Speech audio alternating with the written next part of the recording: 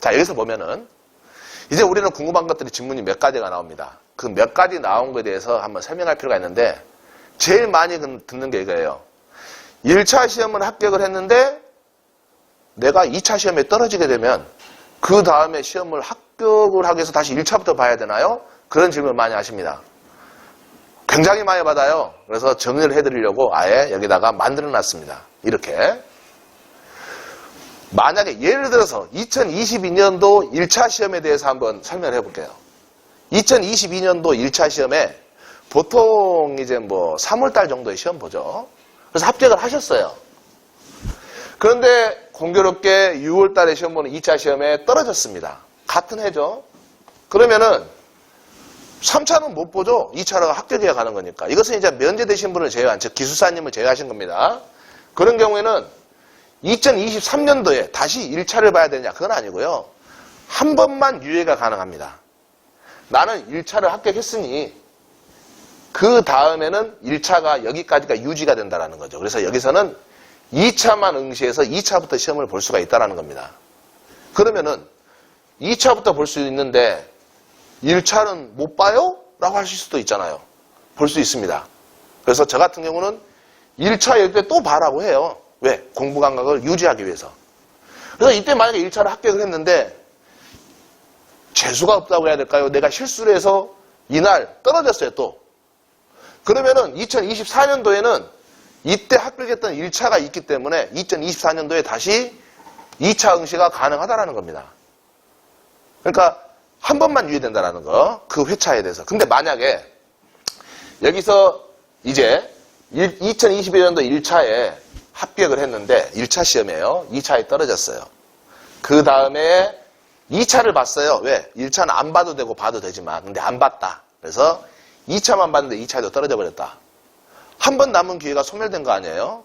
그때는 2024년도 다음에는 다시 1차부터 응시를 해야 된다는 것. 그러니까 여기서 핵심은 계속 1차를 보시는 걸 권하는 거죠. 왜? 뭐 내가 경험도 되고 문제 유형도 알게 되고 계속 공부도 되니까.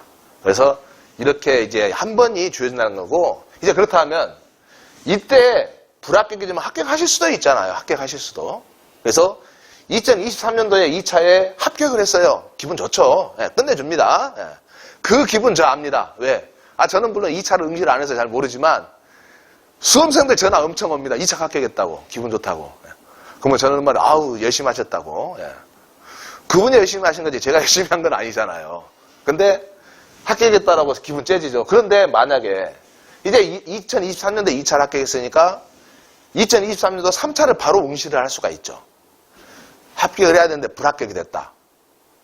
그러면 이제 떨어진 거죠. 하지만 2023년도에 2차가 합격이 되어 있으니까 이때 한 번 떨어졌다 하더라도 유예가 한 번 있어서 2024년도에 3차만 응시가 가능하다라는 겁니다. 그러니까 한 번씩은 다 유예가 되는 거예요. 그 회차에. 그래서 이제 만약에 여기서 그럼 2024년도에 3차에 이때가 최종 마지막 기회인데 이때 합격하면 그냥 합격이지만 떨어지면 어떻게 돼요? 라는 질문들이 나오시거든요. 그러면 아쉽지만 처음부터 다시 1차를 봐야 된다는 거예요. 그래서 1차를 계속 꾸준히 볼 필요가 있다는 겁니다. 그래서 제가 여러분들에 드린 말씀은 최종 합격할 때까지 1차 시험은 매년 응시해보는 것도 전략 중에 하나입니다. 그래야 유예가 계속 이어지는 거거든요. 그리고 2차 준비를 하신다면 기술사 시험을 응시해보는 것도 하나의 전략입니다.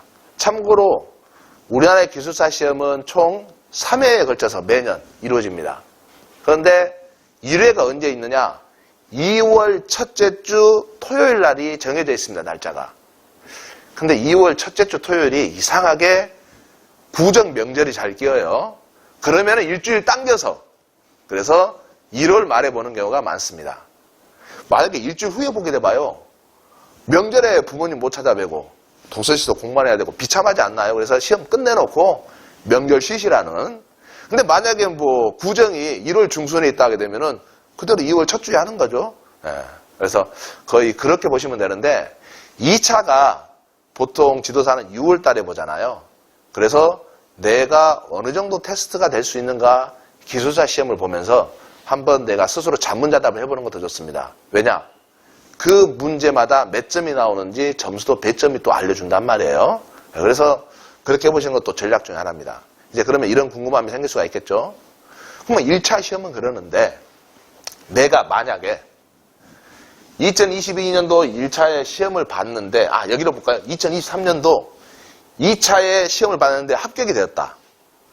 그런데 2023년도에 만약에 내가 불합격이 되게 되면 2024년도에 한 번이 더 볼 수 있는데 찝찝한데 이때 불합격된 것을 어차피 내년에 3차만 보면 되지만 혹시 모르니까 1차가 합격돼 있으니까 2차도 미리서 볼 수 있느냐라는 이제 궁금함이 생기죠.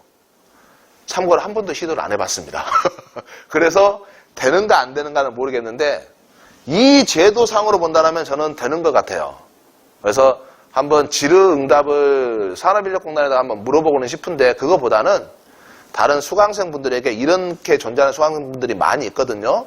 2차는 합격을 해놨어요. 3차만 남았는데 이번에 떨어져서 내년에 이제 마지막 한 번 기회가 남은 것을 도전하는 건데 이번에 접수가 되어서 시험이 응시되는가는 직접 한번 테스트를 저는 못하지만 그분들에게 한번 해서 한 번 더 봐보시죠. 그러면은 설령 그래서는 안 되지만 이번에 떨어졌더라도 이번에 합격해 놓으면 2차를 합격해 놓으면 내년에 보험이 되는 거 아닙니까? 또 한 번 더 기회가 있는 거 아닙니까?